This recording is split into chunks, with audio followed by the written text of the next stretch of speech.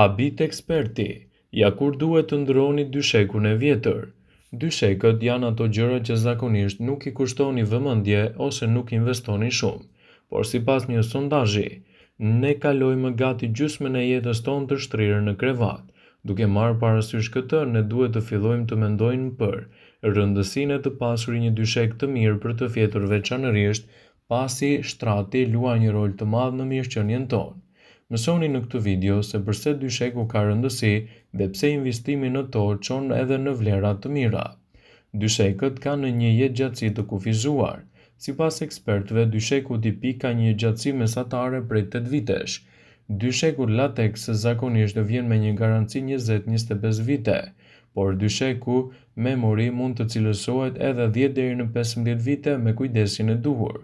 Dyshekët hibrid kanë qëndrueshmëri më të ulët dhe zakonisht duhet të ndrohen pas 6 vitesh.